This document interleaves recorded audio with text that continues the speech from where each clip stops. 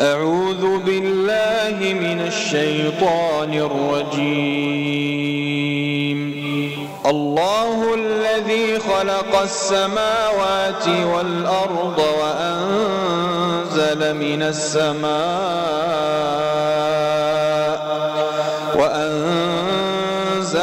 السماء ماء فأخرج به من الثمرات رزقا لكم وسخر لكم الفلك لتجري في البحر بأمره وسخر لكم الأنهار وسخر لكم الشمس والقمر دائبين وسخر لكم الليل والنهار وآتاكم من كل ما سألتموه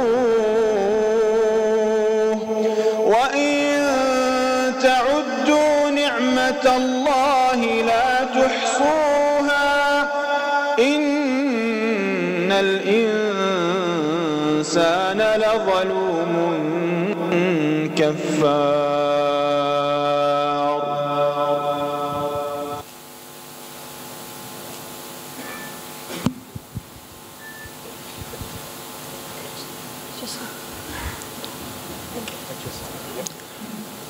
ضيوفنا الكرام، نرحب بكم في مركز عمان للمؤتمرات والمعارض. إن سلامتكم وراحتكم تهمنا. لسلامتكم نرجو من حضراتكم التوقف لحظة ومتابعة إرشادات السلامة. تقع مخارج الطوارئ في مختلف أنحاء الصالة. يمكن تحديد مخارج الطوارئ بسهولة من خلال اللافتات المضاءة بالأخضر والأبيض. والآن نرجو منكم تحديد أقرب مخرج للطوارئ الأقرب إليكم.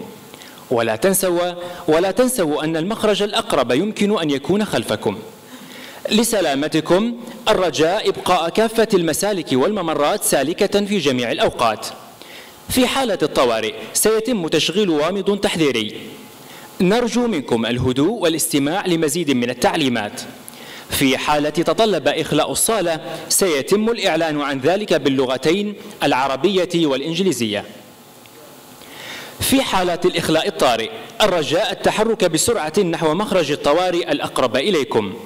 الرجاء اتباع تعليمات موظفي مركز عمان للمؤتمرات والمعارض المدربين على التعامل بمثل هذه الحالات. نرجو منكم مساعدتهم واتباع التعليمات حتى الخروج من المبنى. عند وصولكم خارج المبنى سيتم توجيهكم إلى أقرب نقطة تجمع وستتلقون مزيدا من التعليمات. في حالة اكتشافكم حريقا ما الرجاء الإنذار عبر استخدام نقطة اتصال يدوية. سيؤدي ذلك إلى تشغيل عملية الإخلاء الطوارئ وسيستجيب فريق مركز عمان للمؤتمرات والمعارض لكافة الإنذارات. لا يسمح التدخين داخل مبنى مركز عمان للمؤتمرات والمعارض. ختاما شكرا لانتباهكم.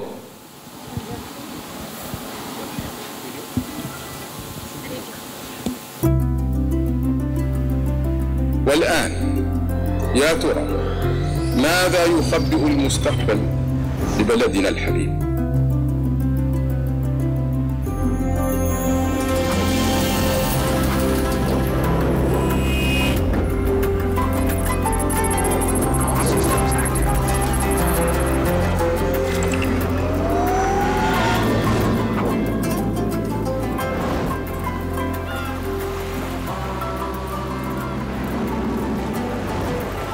إننا نؤمن إيمانا صادقا بأن المستقبل يبشر بالخير.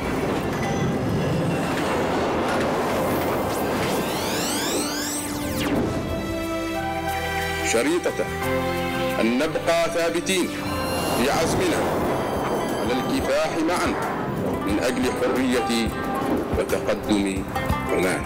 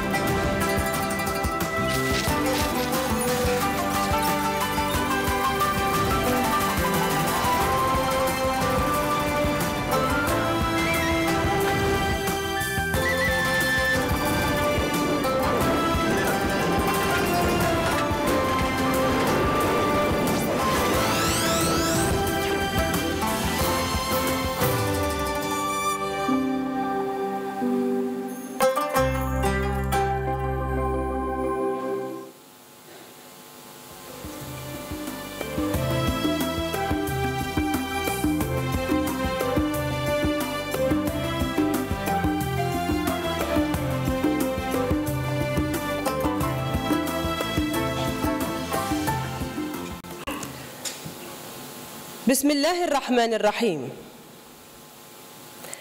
الحمد لله فاطر الأكوان، واهب السلم والعز والأمان، نحمده إذ جعل الأوطان لنا سكنا، وهيأ لنا أن نشيدها تعميرا وبنيان. أصحاب السمو، أصحاب المعالي، المكرمون، أصحاب السعادة، ضيوف عمان الكرام، متابعين الأفاضل، أيها الجمع الكريم، السلام عليكم ورحمة الله وبركاته. نرحب بكم جميعا في المؤتمر الوطني للرؤية المستقبلية عمان 2040، الذي سيناقش عبر يومين الملامح الرئيسية للرؤية وأدوار القطاعين العام والخاص والمجتمع في تحقيقها، والتعاون الدولي وأفضل الممارسات الدولية في تحقيق الرؤى، وذلك في 9 جلسات حوارية يشارك فيها ما يزيد عن 50 مشاركاً ومتحدثاً من داخل السلطنة وخارجها. ويقام على هامش المؤتمر معرض مصاحب يهدف إلى تسليط الضوء على عدد من المشروعات التنموية التي يجري تنفيذها بما يتوافق مع توجهات الرؤية المستقبلية. كما سيصاحب المؤتمر فعالية منصة شباب 2040 التي تستهدف الشباب الشغوف المبتكر وترمي إلى إشراكه في بناء مستقبل عمان. وحرصاً على تفاعل الجميع، يمكن للمشاركين في المؤتمر إرسال أسئلتهم ومرئياتهم عبر تطبيق الهاتف النقال، كما يمكن للمتابعين إرسال أسئلتهم ومرئياتهم أيضاً عبر الاستمارة الخاصة بالأسئلة في الموقع الإلكتروني لرؤية عمان 2040، إذ يمكنهم متابعة مجريات المؤتمر من خلال النقل المباشر عبر تلفزيون سلطنة عمان وعبر الموقع الإلكتروني ومنصات التواصل الاجتماعي الخاصة بالرؤية. وتثميناً للجهود المبذولة في المضي قدماً بهذا المشروع، نتوجه بالشكر والثناء لكل الداعمين للرؤية المستقبلية أفراداً ومؤسسات.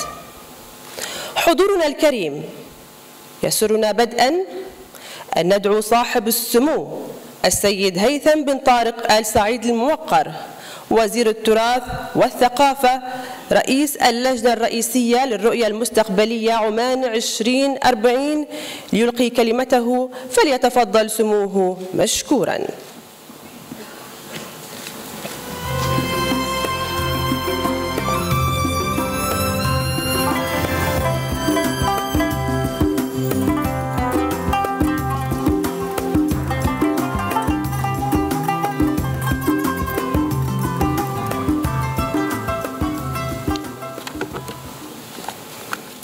بسم الله الرحمن الرحيم.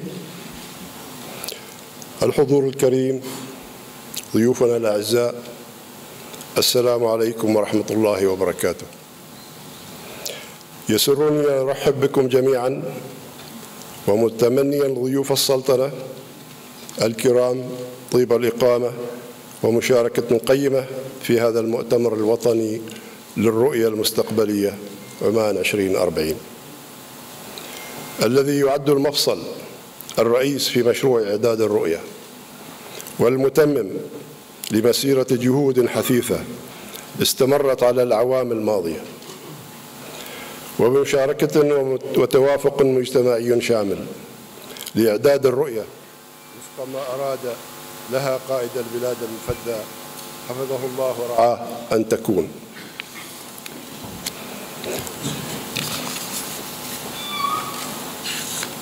وبناء على مخرجات تلك المراحل العملية تم تحديد التوجهات الاستراتيجية وفق أهداف أولية تضمنت التعليم والبحث العلمي وتمكين القدرات الوطنية وتحقيق رفاه مستدام، عماده الرعاية الصحية الرائدة، وإدارة اقتصادية تدعم التنوع الاقتصادي وتطور بيئة سوق العمل والتشغيل، وتتيح للقطاع الخاص أخذ زمام المبادرة لقيادة اقتصاد وطني تنافسي مندمج مع الاقتصاد العالمي، والمحافظة على استدامة البيئة وتنمية جغرافية شاملة قائمة على مبدأ اللامركزية والشراكة وتكامل الأدوار بين الحكومة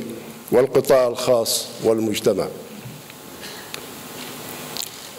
ولا ريب أن جميع هذه الأولويات تتسق مع التوجه الاستراتيجي نحو مجتمع معتز بهويته وثقافته وملتزم بمواطنته لتكون وثيقة الرؤية بمشيئة الله تعالى انعكاسا حقيقيا لتطلعات ورؤى أبناء عمان نحو آفاق المستقبل الذي ننشد إليه. حضورنا الكريم، إن ملامح الرؤية الأولية التي يطرحها مؤتمرنا اليوم هي رؤيتكم ونتاج تطلعاتكم الجادة، وأننا نطمح وبمشاركتكم جميعا إلى تحقيق فهم أعمق لتكامل الأدوار بين مختلف مكونات المجتمع العماني من حكومة وقطاع خاص ومجتمع مدني وأفراد، مواطنين ومقيمين، متطلعين لمشاركة الحضور والمتابعين عبر وسائل الإعلام المختلفة بتزويدنا عبر قنوات التواصل المتاحة بما لديهم من مرئيات وتطلعات تخدم توجهات وأهداف الرؤية المنشودة، والتي ستكون محط اهتمام الخبراء ولجان العمل المختصة بإعداد الرؤية في صياغتها النهائية.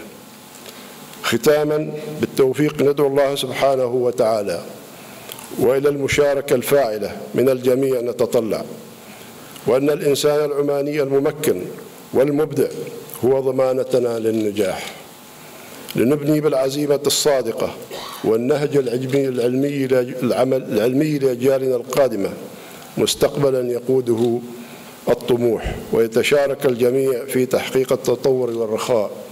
فمن أجل ذلك نمد الخطى ونسابق الزمن ونتقدم بثقة. والسلام عليكم ورحمة الله وبركاته.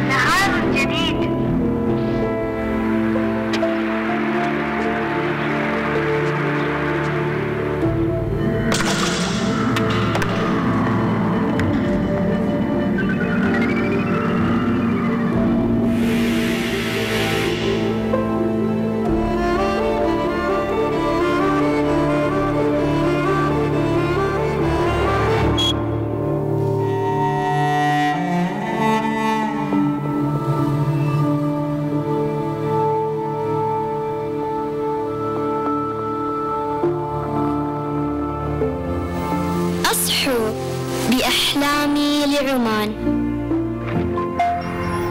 كل ما حولي يتفاعل معي، وكل من حولي يمنحني الثقة، لأن طموحنا لا حدود له. نزداد شغفا بالتعلم، نلهم، نرتقي.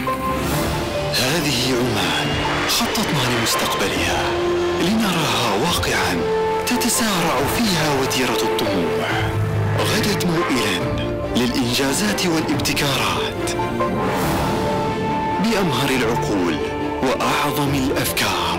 عمان حقا نفخر بها. حياتنا المستدامة ننعم بالرفاه في نسيج تتواءم فيه كل الثقافات. بلادي إنها تزداد جمالا، تمنح العالم فرصة لاكتشافها وتأملها. بأفكارنا يزداد بريقها، محلقين عبر سمائها، نبدع، نسمو، نستكشفها ونسبر الأعماق، نتخطى التحديات بقدراتنا الريادية. بالبحث والمعرفة نبني إنساننا واقتصادنا، نمد العالم بطاقتنا.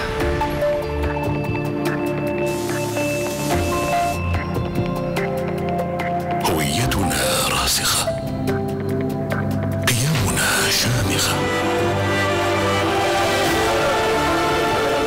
أسرة واحدة بتكاتفنا نتطور. رؤية أطلقناها لوطننا لنشيد المستقبل.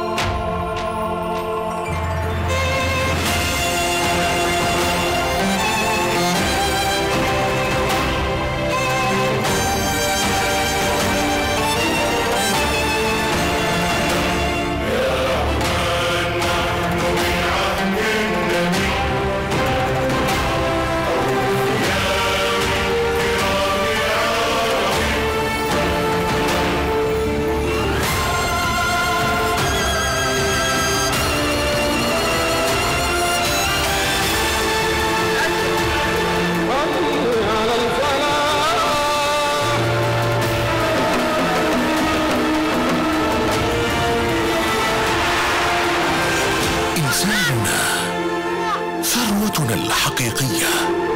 جيلا بعد جيل نتقدم بثقة.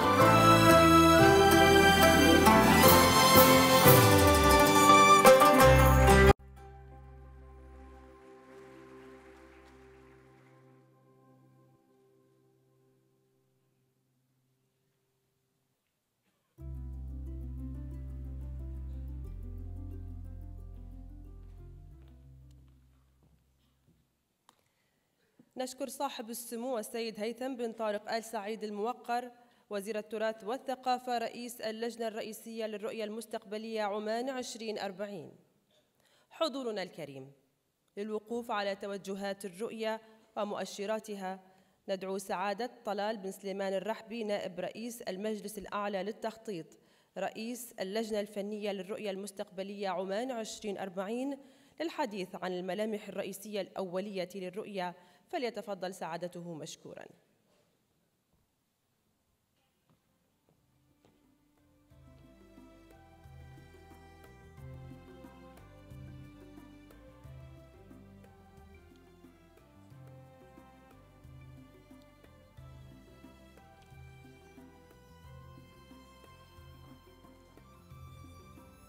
صاحب السمو، أصحاب السمو، أصحاب المعالي، الحضور الكريم وضيوف السلطنة. الصورة طبعا كانت في بدايات وضع الرؤية، والآن تغير المشهد.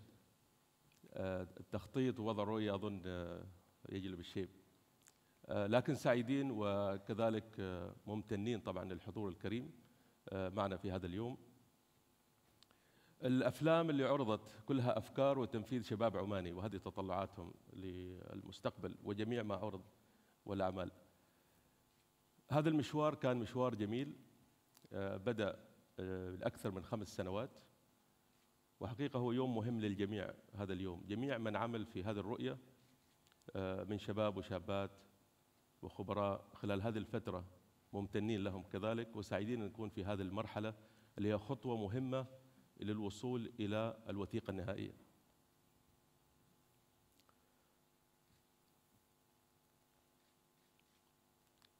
جاءت الأوامر السامية لمولانا حفظه الله في نهاية 2013، وحقيقة هي كانت عبارات محددة بإتقان تام، مشاركة مجتمعية واسعة في وضع هذه الرؤية. أن تأخذ بالواقع الاقتصادي والاجتماعي وكذلك مستشرفة للمستقبل، وتكون هي المرجع الرئيسي للخطط في العقدين القادمين. هذه العبارات شكلت كذلك تحدي كيفية البداية والمنهجية وكيف يتم وضع هذه الرؤية. كانت هناك عدة مطلقات، طبعا اطلعنا على تجارب الدول في وضع الرؤى والخطط، استعنا ببعض الخبراء، استشرنا الكثير داخل وخارج السلطنة. كذلك تم الأخذ بمخرجات العديد من الدراسات والبرامج مثل البرنامج الوطني تنفيذ، الأخذ كذلك بتقييم الرؤية 2020. وهنا اسمحوا لي أوقف سريعا لتقييم الرؤية 2020 الذي ليس هو محلها، ولكن الجميع يسأل تم تقييم الرؤية تقييم من طرف ثالث، وطلب كذلك من جامعة سلطان قابوس أن تقيم الرؤية 2020، وكانت هناك عدة نتائج. أولا الرؤية حققت كثير من الأهداف التي وضعت لها، هناك بعض التحديات في كثير من الجوانب يتم العمل عليها، وأخذت الدروس المستفادة في كيفية وضع الرؤية 2040 لتفادي تلك التحديات ووضع منهجيات أفضل للتطوير. هناك استراتيجيات هامة مثل استراتيجية التنمية العمرانية التي تم الأخذ بها، هناك التقارير الدولية والمؤشرات الدولية. كان حقيقة المشوار في السنوات الماضية مشوار مفعم بالمشاركة العديدة في وضع كل اللبنات. بدأنا طبعا بتشكيل اللجان ووضع الركائز ومحاور الرؤية، الأولويات الوطنية، ومن ثم خرجنا لأول مرة للمجتمع في نهاية 2017 في نفس المكان في مركز المعارض في ملتقى استشراف المستقبل. شاركنا فيه الجميع عبر قنوات التواصل وكذلك في الحضور، ووضع المجتمع العماني تطلعاته للرؤية واستشرافه للمستقبل. أخذت ذلك ومن ثم وضعت السيناريوهات وقامت فرق عمل وطنية بوضعها، ووضعنا المستهدفات كذلك بمشاركة الجميع والمؤشرات، إلى أن وصلنا إلى صياغة المسودة الأولى. والمشاركة كانت لكل فئات المجتمع، الجانب الحكومي، القطاع الخاص، المجتمع المدني، الشباب، الجاليات، العديد سواء كانوا خارج أو داخل السلطنة. المشاركة المباشرة وصلنا لأكثر من 22,000 مشارك، سواء كانت عن طريق اللقاءات المباشرة، الاجتماعات الفردية، الزيارات، منصات التواصل الاجتماعي. عمان بها 11 محافظة، تم زيارة 11 محافظة من قبل فرق العمل، وتم عقد العديد من ورش العمل في تلك المحافظات، وتم الأخذ بتطلعات المجتمع، وحاولنا في كل محافظة أن يكون تمثيل كامل لكل فئات المجتمع في تلك المحافظة. وأخذت جميع ملاحظات محمل الجد وأخذتها فرق العمل واللجان إلى أن وصلنا إلى الصياغة.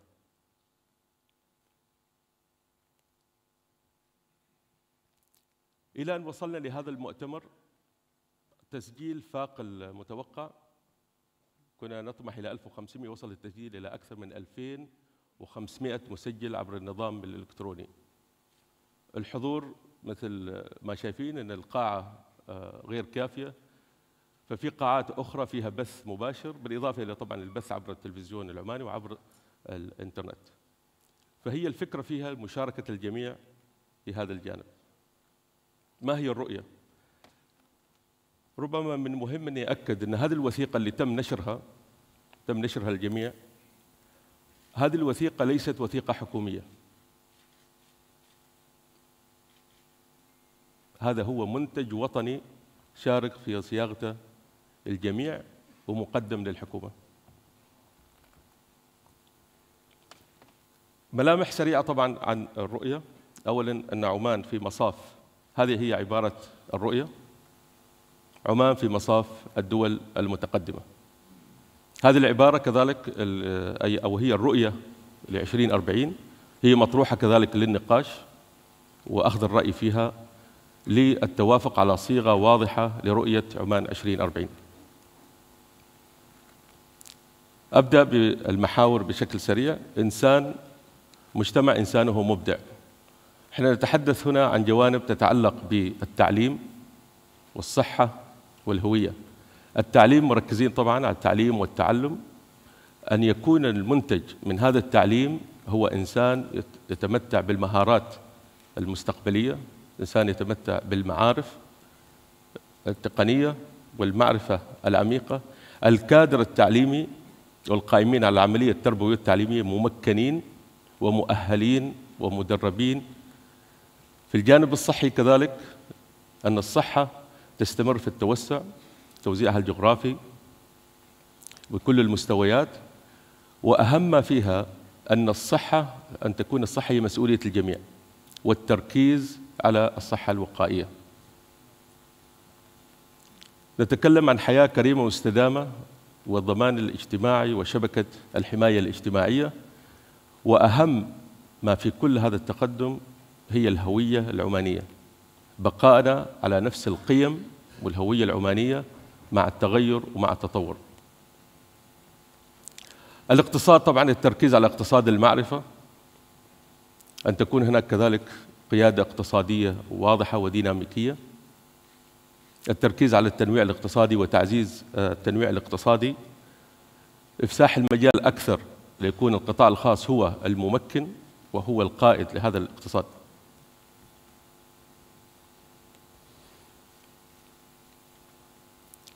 بالنسبة للحوكمة وأجهزة الدولة، منظومة تشريعية تشاركية ونظام قضائي مستقل وناجز. نتحدث عن حكومة مرنة تقدم الخدمات بأفضل الوسائل وأحدثها في تقديم الخدمة، وأن تكون هناك مثل ما ذكر سموه في حديثه، أن يكون هناك لا مركزية، وأن يكون هناك إدارة محلية للشأن، وداخل الحكومة تكون هناك لا مركزية كذلك مع المرونة ومع الديناميكية.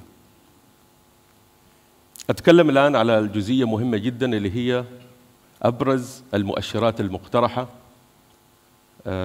والتي نطمح لها. طبعا سقف الطموح عالي، ولكن في أحد المحافظات لما كنت أتكلم مع أحد الشباب لما كان يطمح لأشياء كثيرة، يقول كانت عبارته، لكن أظن إحنا عندنا القدرة والاستطاعة في عمان أن نتمكن من هذا الطموح، مع وجود الإيمان طبعا أن نصل لهذه المراحل، أن نرفع سقف التوقعات ونصل إلى هذه المؤشرات. هناك 64 مؤشر مفصل ومستهدف، مفصلة وموزعة طبعا على هذه المحاور. 50% منها حاولنا تكون مؤشرات داخلية، أهداف داخلية احنا نحاول نصل لها، وهناك أهداف نطمح أن نكون في مقارنة في المؤشرات الدولية أو في التقارير الدولية أين تكون عمان في هذه المقارنة. وضعنا مؤشرات لعام 2030 ومؤشرات لعام 2040. في مؤشر الابتكار العالمي أن تكون عمان من أفضل 20 دولة، ومؤشر التنافسية أن تكون عمان كذلك من أفضل 20 دولة على مستوى العالم، وركيزة المهارات في مؤشر التنافسية من أفضل 10 دول.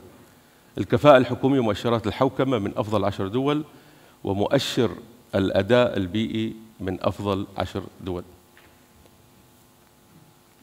مضاعفة نصيب الفرد من الناتج المحلي الإجمالي، كذلك أن يكون معدل النمو 6%، معدل النمو في الناتج المحلي الحقيقي. 93% مساهمة القطاعات غير النفطية في الناتج المحلي الإجمالي. و42% من الفرص الوظيفية في القطاع الخاص تكون للعمانيين. طبعا هذه طموحات عالية، ولكن تشترط كذلك أن تكون البداية والممكنات واضحة وكيفية العمل عليها، وحتى هذه مطروحة للنقاش عبر اليومين، ومستمرين ما بعد المؤتمر كذلك في وضع اللبنات الأساسية لكيفية التمكين للوصول. أهمية أن تتواكب التشريعات والأنظمة مع الأهداف التي نسعى لها في 2040. كذلك أهمية وجود مكتب أو جهة دائمة تتابع تحقيق الرؤية وتنشر فيها التقارير والمؤشرات والرصد. العنصر الأهم، وذكر في كلمة صاحب السمو، العنصر الأهم هو العنصر البشري، الكادر المؤهل القادر على تحقيق هذه الرؤية. كذلك هناك اقتراح لتطوير عدد من البرامج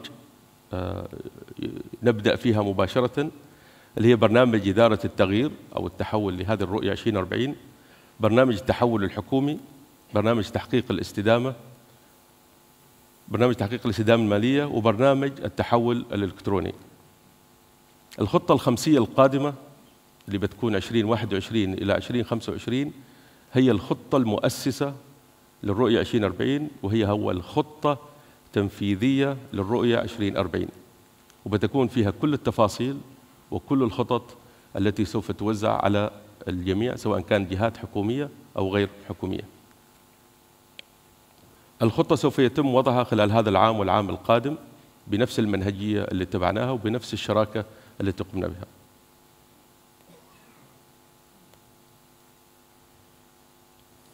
هنا أؤكد على نقطتين. النقطة الأولى أنه سوف يؤخذ بالملاحظات والمرئيات التي تأتينا سواء عن طريق الحوار في هذا المؤتمر أو التي تأتينا عن طريق القنوات التي أشرت لها.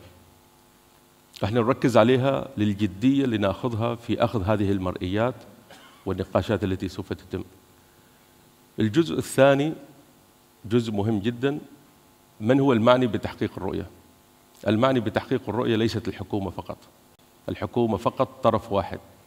المعني بتحقيق الرؤية المجتمع المدني، القطاع الخاص، حتى المدرسة، الجميع معني بتنفيذ هذه الرؤية.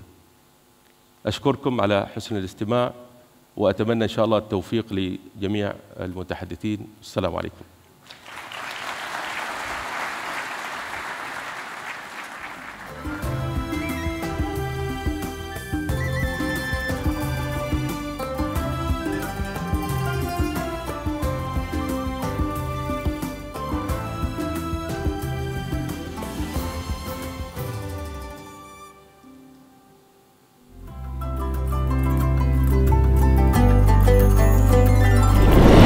لأن الإنسان العماني الممكن والمبدع هو ضمان نجاحنا نحو وجهتنا المستقبلية. صيغة رؤية عمان 2040 على توافق ومشاركة مجتمعية شاملة، ولأن عزيمتنا تقودنا دائما نحو التطور والرخاء، وإرادتنا تدفعنا للتقدم والازدهار من أجل غد مشرق لعمان. وكفاءاتنا الوطنية عملت بهمة في كل لجنة وفريق عمل يرفضها مكتب الرؤية بالخبرات والدعم لتصوغ تطلعاتنا الطموحة. سارت أعمال إعداد الرؤية وفق مراحل منهجية وبشراكة كافة فئات المجتمع، لتصنع من التحديات فرصا، ومن الحاضر مستقبلا، ومن الحلم رؤية. وعلى امتداد خارطة الوطن عملنا جميعا بتكاتف مع لجان الرؤية في محطات عديدة: ملتقى استشراف المستقبل، حلقة عمل السيناريوهات، حلقات عمل الرؤية، حلقات عمل المؤشرات والمستهدفات. وفي المبادرات الاتصالية كافة تتقدمها مبادرة كل عمان في جميع محافظات السلطنة. هذه رؤيتكم وهذا مستقبلكم، ونحن هنا اليوم نتشارك لنصنع واقعا ملموسا نتقدم فيه بثقة.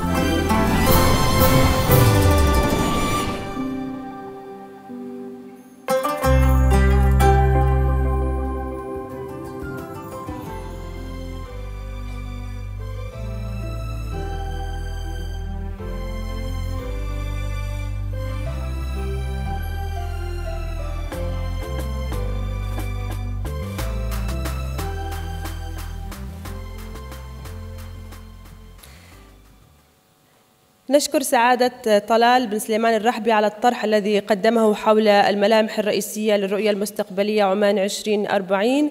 ويسرنا في قادم اللحظات أن ندعو الفاضل ريكاردو هوسمان مدير مركز التنمية الدولية في جامعة هارفارد، المتحدث الأول في المؤتمر الوطني للرؤية المستقبلية عمان للرؤية المستقبلية 2040 ليلقي كلمته، فليتفضل.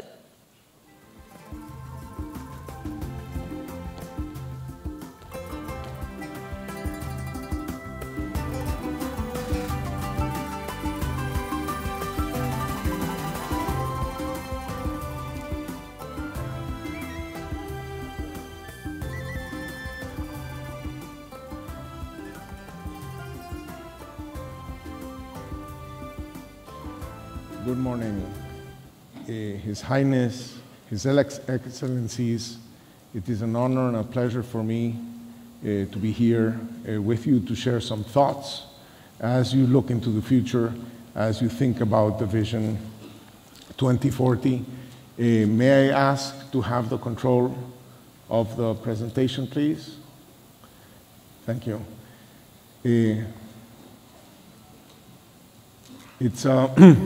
It's really, as you may know, I'm from Venezuela. I was born in Venezuela.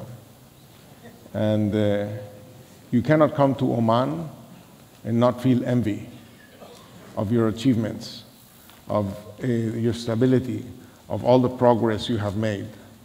This is really a remarkable achievement. I was looking at your numbers since the Renaissance, since 1970. You've gone from essentially zero coverage of secondary schooling to over 100% coverage. You've gone from zero coverage of tertiary education to over 40%. This is a fantastic achievement in less than 2 generations. You have dramatically increased life expectancy. You have dramatically reduced infant mortality. You have dramatically and completely increased access to electricity. You have dramatically increased cell phone penetration. Something that didn't exist is now over 100% cell phone penetration. You have moved your GDP from $400 in 1971 to over $15,000. So this is a remarkable achievement as you look back, right? And today we're looking forward. But it's very important to be able to look forward knowing how much you have been able to achieve in the past. So this is an amazing story. You've moved your population from 700,000 people to 4.5 million. Now, in the recent past, in the last decade, you have progressed much more slowly.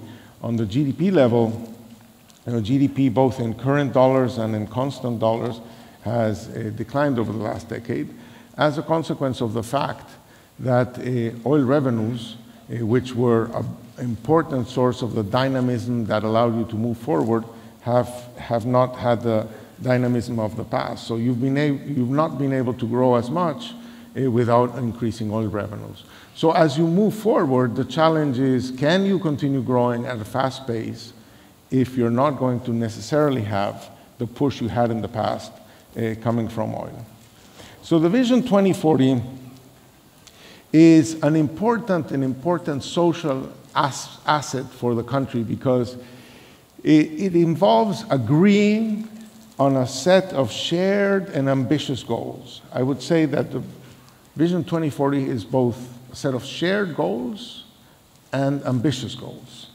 It targets reforms in key areas to achieve 3 important key goals: a society of creative individuals, a competitive economy, and a capable state. I think those are the 3 pillars on which the vision is trying to do things. A capable state based on, improved governance, oversight of society and the economy, justice, and performance. So in synthesis, you have achieved great things in the past, thanks to a very wise use of your oil wealth.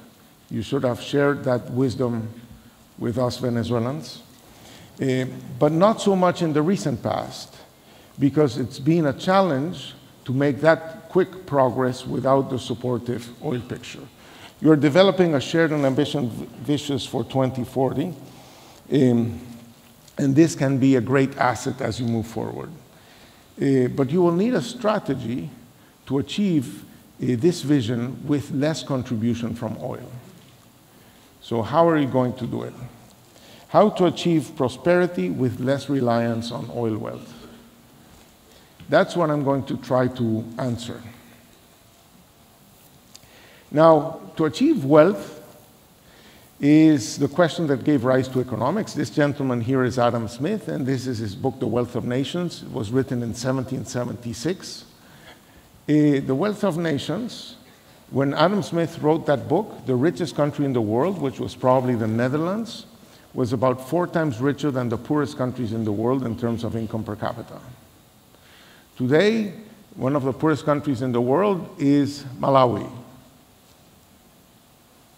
If you multiply by 4 the income per capita of Malawi, which was the distance between Netherlands and the poorest countries in the world, you get to Haiti, which is the poorest country in the Americas.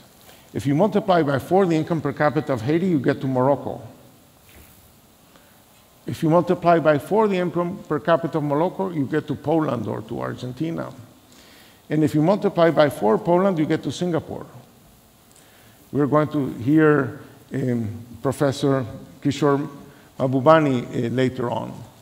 So when I look at Oman, you are sort of like a little bit ahead of Poland and Argentina, looking at Singapore. And the question is, how do we move from here to there? But the important thing is that this spectacular difference, so when Adam Smith wrote The Wealth of Nations, the difference between the richest and the poorest country was a factor of 4. Now it's like a factor of 256 to 1.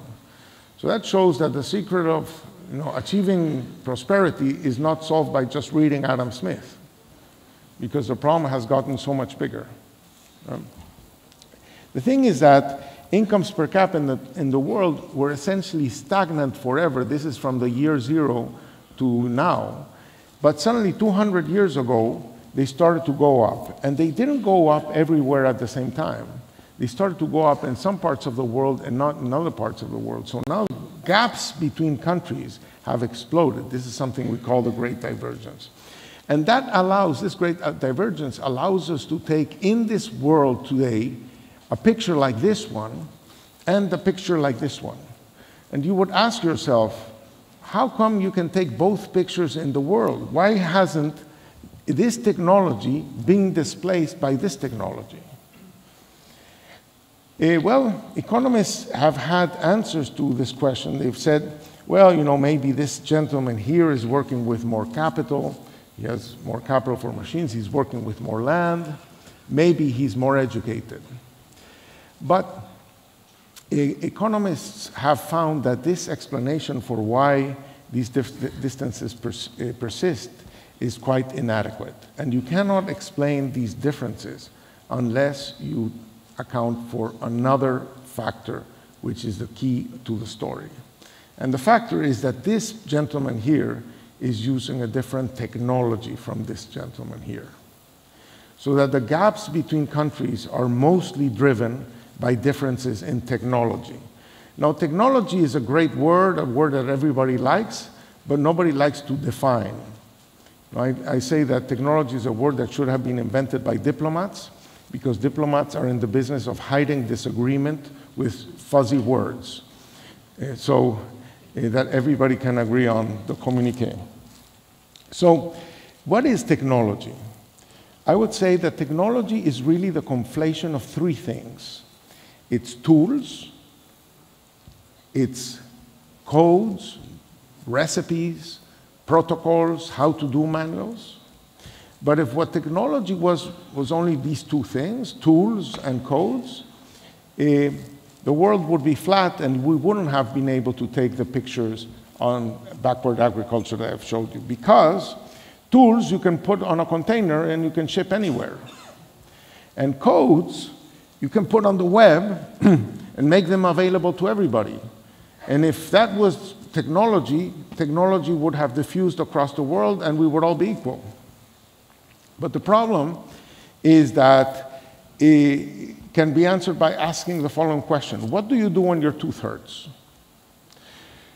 Well, according to this view, you would just ask your significant other, your husband or wife, as the case may be, to download an article from the web and fix the problem for you, right? But you don't do that, right? You go to a dentist, and a dentist is somebody who uses tools. The dentist is somebody who follows protocols, but the dentist mixes his tools and his protocols with something else that's in his head. And that something else allows him to see into your mouth and see things that you and I can't see, and to move his hands in ways that you and I don't know how to move our hands. That thing we call know-how. So technology is this combination of tools, codes, and know-how. Tools and codes are easy to move around. Know-how, it's hard to move around. Know-how needs to be in brains. It does not exist in any other form. It does not exist in books. It does not exist anywhere else. This man knows how to answer a serve. He knows how to answer a serve, but I can guarantee you that if you have a conversation with him, your tennis game will not improve. We don't teach our children to walk by explaining the concepts. So know-how is something that is hard to acquire. It gets accumulated through a long process of imitation and repetition because it's not conceptual. We say we know how to walk. I'll ask you, tell me, what muscles do you move when you walk? In what order do you fire them? How do you keep your balance? Know-how is a wiring of the brain that you are not even aware of. And it moves with enormous difficulty from brain to brain. But the problem of modern technology is that it does not require just an individual with know-how. It requires a team of people with different know-hows and different skills that are collaborating in production. So you might say that this gentleman, for example, knows how to fly a commercial aircraft. But a commercial aircraft is not flown by an individual. A commercial aircraft is flown by a whole team of people that have to collaborate to implement that technology. So what's critical in this story is that implementing a technology involves putting together the team of people with all the complementary skills necessary to produce that. So I'm going to argue that progress involves acquiring more know-how, and I've done research to show that more advanced countries have more know-how than less advanced countries, but know-how grows in very unintuitive ways, and I'm going to show that by making the following point. I'm going to compare two individuals. Here is an Eskimo, an Inuit from northern Canada. Here he's engaged in food production. Here's the Eskimo engaged in housing construction. And here's the Eskimo engaged in transportation. I'm going to compare the Eskimo to modern man. And I'm going to ask, who has more know-how? Well, it's not an obvious question. Here you have this gentleman. He uses glasses, headphones, shirts, computers, screens, software. He doesn't know how to make any of that. If you bring this man here, there's a mathematical theorem, I'm sure, that shows that he will die. Whether he freezes to death or starves to death, we don't know, but he won't survive. So it's not meaningful to say that this guy has more know-how than this guy. But it is meaningful to say that the society to which this guy belongs knows how to make more things than the society to which these guys belong. Because the society to which this guy belongs knows how to make glasses, headphones, shirts, computers, software. He doesn't, somebody does.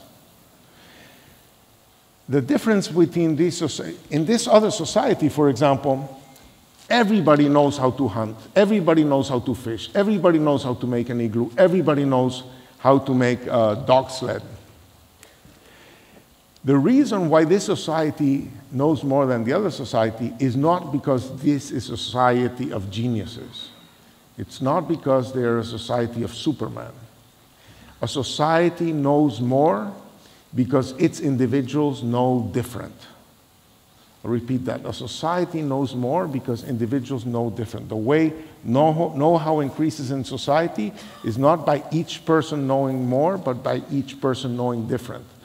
You'll notice that, for example, your dentist tends not to be your lawyer. Why? Because it takes too long to accumulate know-how. So if knowledge increases, where do you store it? Well, since Harvard was founded in 1636, so much more stuff has been learned. When Harvard was started, it was started here. Then they had to build more buildings to store more knowledge, and here more buildings and more buildings. Now, in 1636, a college degree lasted 4 years. How long does it last today? Still 4 years. So how do we have so much more to teach, and the same 4 years, what do? Well, we have different majors. We put different bits of know-how in different heads. So the accumulation of know-how at the societal level does not occur by having more time to teach people. It's occurring by teaching people different things and having them collaborate. So this is because there's just so much you can teach a person. So I'm going to call how much you can teach a person, not a kilobyte, not a terabyte, not a petabyte, not a megabyte, but a person byte, okay? And which explains why your dentist is not your lawyer, because it takes so long to become a good dentist that it wouldn't make sense to then spend the next 10 years to become a good lawyer, right? So you put different bits of knowledge in different heads. Now, how do you use productive know-how? Well, products are going to differ in the number of person bytes they require. To create products that have more than one person byte, you need to aggregate persons. And you aggregate persons by putting them together in firms. A modern firm has an accountant, a human resource person, a marketing, a finance, a production. So you have people who have different skills. And because it's not enough to just put them in firms, you need to create network of firms, which we call the value chain. So when you look at production, you can see that this is something that was produced by this subsistence farming family in Ecuador. The family knows how to make these things. They are self-sufficient. These guys have businesses that the family knows how to run. But they're no longer self-sufficient because nobody can make a hamburger on their own.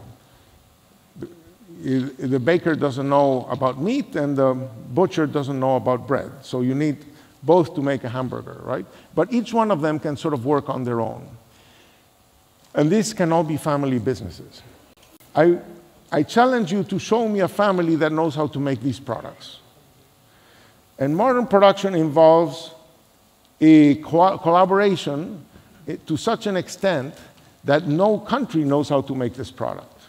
This product, in order to be made, requires a collaboration across a huge set of firms in a huge set of geographies.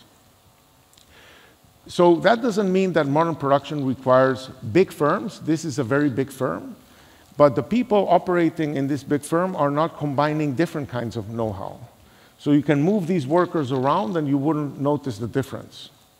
But if you're talking about this firm, if you move people around, you will hear the difference, right? Because each one is bringing a different set of know-how to the story. So this leads me to what I like to call the Scrabble theory of development. In this theory, products are like words, and they're made by putting letters together. And the question is, how many different words can you put together, and what kind of words can you put together? If you only have one letter, there aren't too many words you can put together. If I give you these 3 letters, now you can make 4 words, and you can make 3-letter words. If I give you an extra letter, now you can make 9 words, and you can make 4-letter words.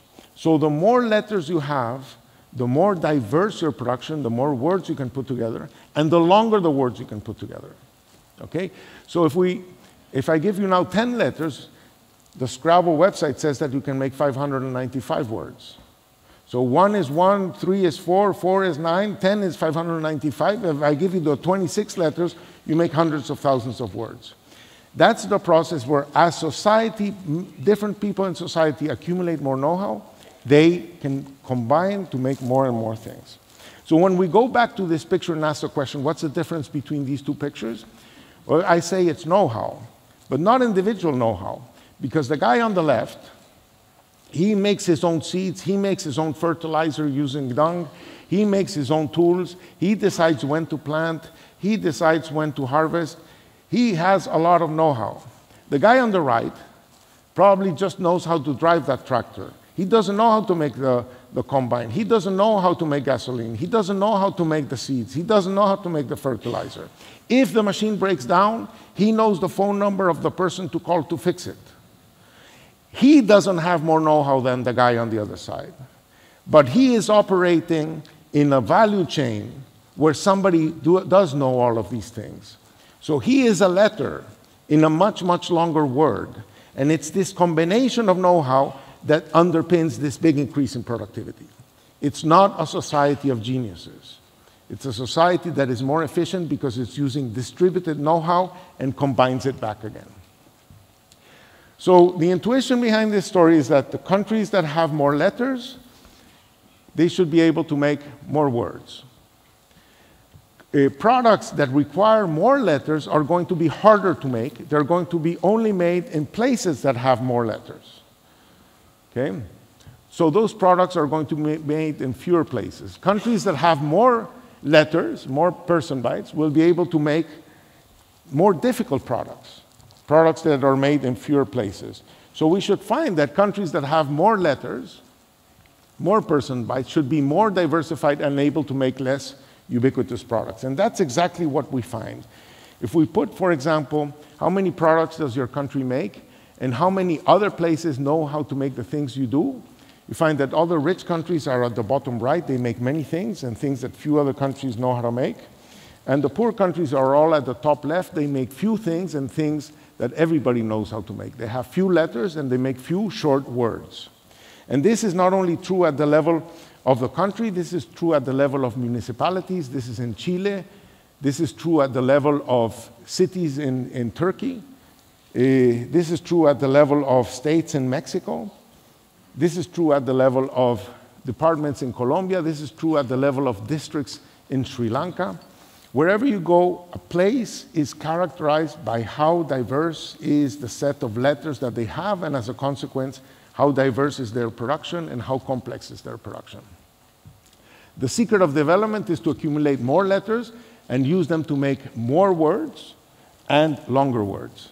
That's if you want, the story. So the question you're going to ask me is, how do you get more letters? And that's going to imply solving a chicken and egg problem, because you cannot do the things you don't know how to do, but you typically don't know how to do the things that you don't do. No, right? So if you want to make watches, you need watchmakers, but how can you become a watchmaker in a place that doesn't make watches? How do you kick off the process?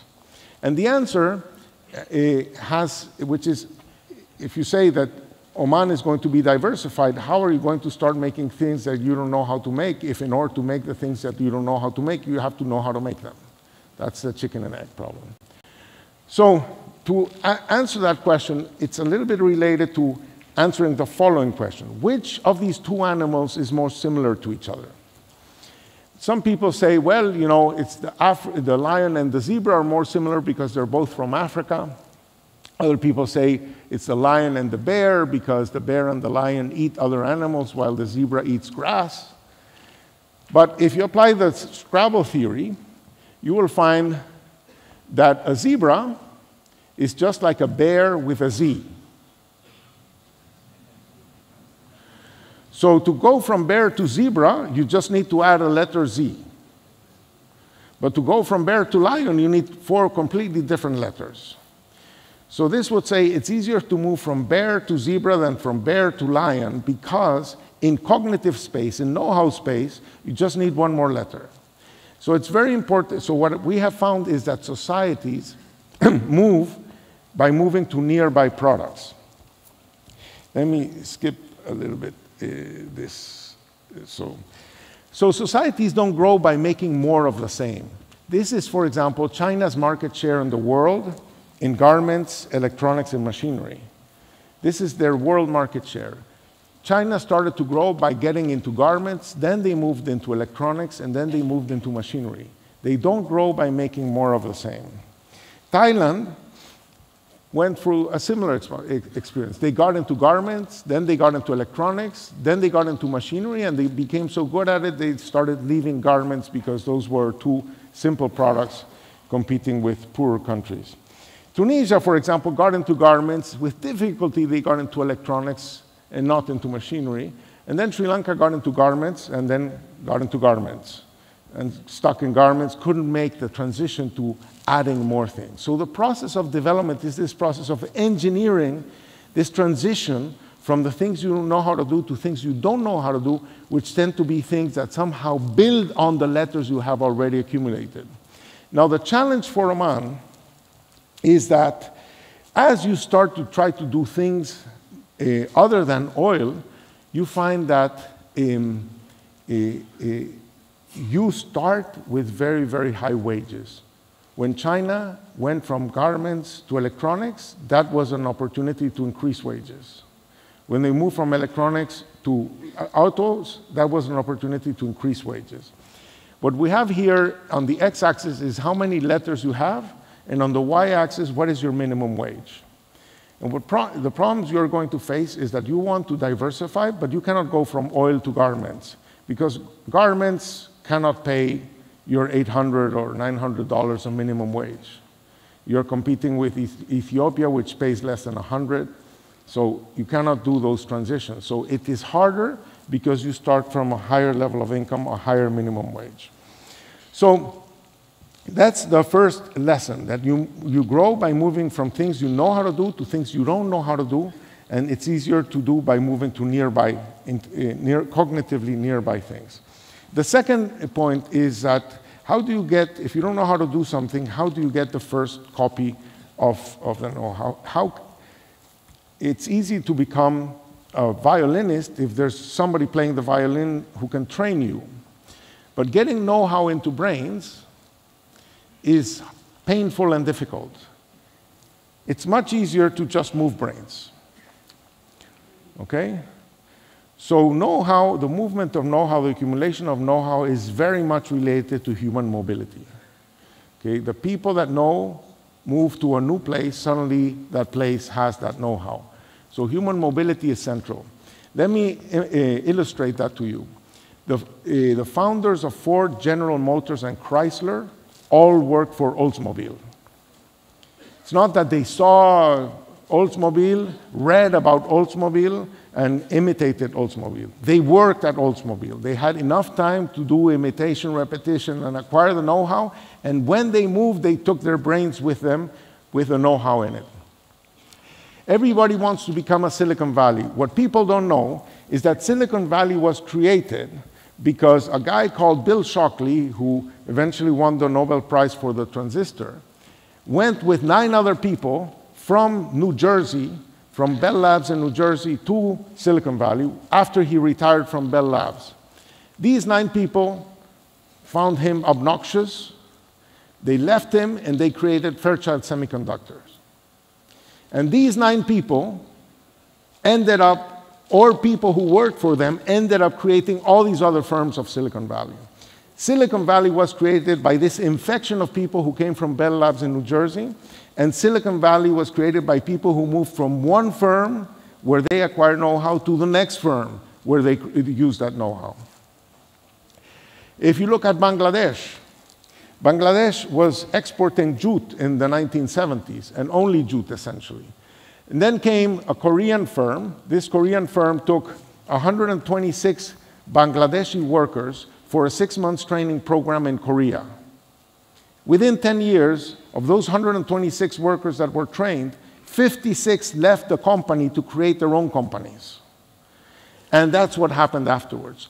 So Bangladesh got into garments through this infection, through this Korean company, that then spread out into other things. So the major channels of contagion that we have been able to identify is, on the one hand, diasporas. If you have a diaspora, The diaspora knows how to do things you might not know. You connect to your diaspora, and that's one way to get know-how. Foreign direct investment is another way to get know-how, but even foreign direct investment needs to move expats, and expats are people who have brains that bring their brains with their know-how. And the final form of infection is migration. Migration has been the secret of the US, Canada, Australia, New Zealand, Singapore. It's a fundamental source of know-how. There's enormous heterogeneity in the number and diversity in the tolerance of peoples to migrants across the developing world. For example, in Singapore and Oman, out of every 2.4 persons, one is a foreigner. In Panama, out of 24 people, one is a foreigner. In India, out of 240 people, one is a foreigner. In Sri Lanka, 1 out of 534 people, one is a foreigner. So, and they all complain that they have too many foreigners. So the tolerance to foreigners has almost nothing to do with the actual amount of foreigners in the country. As you try to move towards a more creative society, migration is even more important. What people don't know about Silicon Valley is that 54% of the science, technology, engineering, and math workers of Silicon Valley are foreign-born. And by the way, the other 46% were not born in California. Okay? Only 18% were born in California. 28% were born in the rest of the US, in spite of the fact that California is a country of 40 million people, right? And they cannot do it with Californians. So the secret of Silicon Valley is not the greatness of California-born people. It's the ability of California to attract global talent. 52% of entrepreneurs in Silicon Valley are foreign-born. 14% of the US population is foreign-born, but 29% of the entrepreneurs in the US are foreign-born. The majority of Harvard professors, including me, are foreign-born. Okay? Many countries do not compete for talent because they don't want talented people joining their country. But they cannot prevent other countries from stealing their talented people. So they've decided not to compete for the world of talent, okay? Countries differ in other dimensions. For example, some countries offer a path to permanent residency, a path to citizenship. In Europe and the US, Australia, Canada, and so on, they all offer you a path to permanent residency and citizenship, okay? Many countries are more open to low-skill migration than to high-skill migration. They don't mind if their domestic servants or their agricultural worker or their construction workers are foreigners, but they do care not to allow foreign engineers or foreign architects or foreign doctors and so on. In the GCC, you have very, very high immigration rates in general, but the average stay of people is very short. In Saudi Arabia, they stay on average 2 years.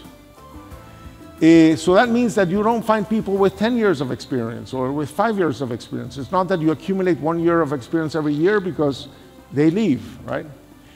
And visas are based on the firm that employed them, so it's very hard for a worker to go from one firm to another firm.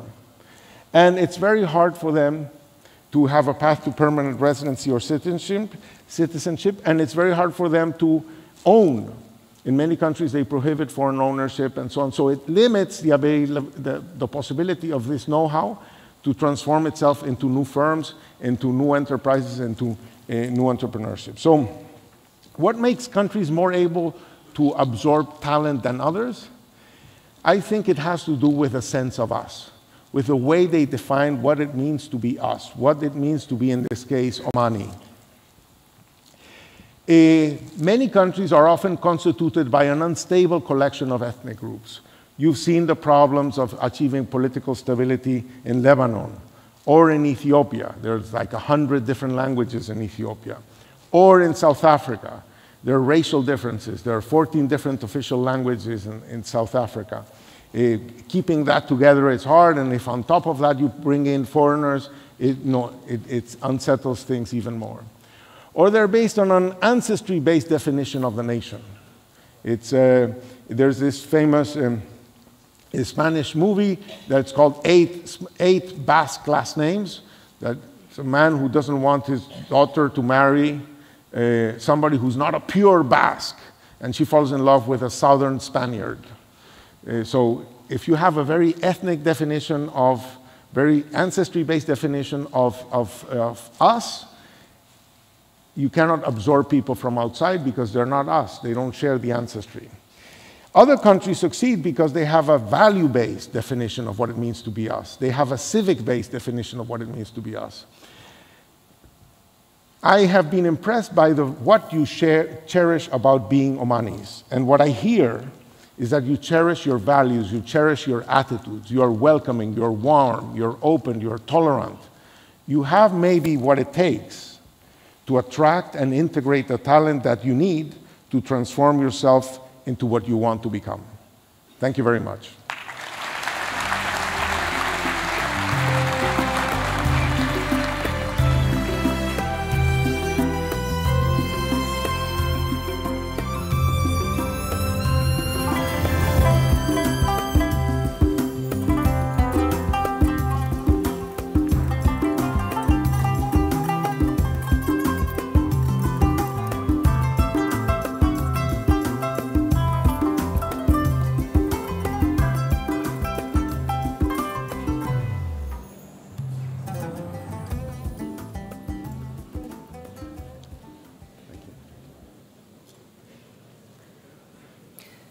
نشكر الفاضل ريكاردو هوسمان على ما تفضل به من حديث. حضورنا الكريم، ندعوكم لاستراحة تمتد لمدة 45 دقيقة، نلتقي بعدها مع أولى الجلسات الحوارية في المؤتمر، وهي جلسات الملامح التفصيلية الأولية للرؤية المستقبلية. نلفت انتباهكم إلى أن مواقع الجلسات، أرجو البقاء في مقاعدكم رجاءً.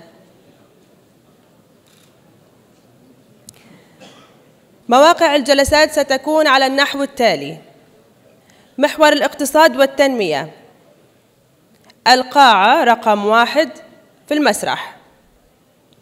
محور الإنسان والمجتمع، القاعة رقم 2 القاعة الصغرى. أما محور الحوكمة والأداء المؤسسي ستكون في القاعة رقم 3. الجلسات الحوارية للمحاور ستكون في فترات متزامنة في القاعات المذكورة. يمكنكم اختيار المحور الذي ترغبون المشاركة فيه، كما سيكون بإمكانكم متابعة مجريات الجلسة عبر النقل المباشر لأعمالها في منطقة التعارف وفي القاعة الكبرى. نرجو لكم وقتاً طيباً ونقاشاً قادماً مثمراً، وشكراً جزيلاً لكم.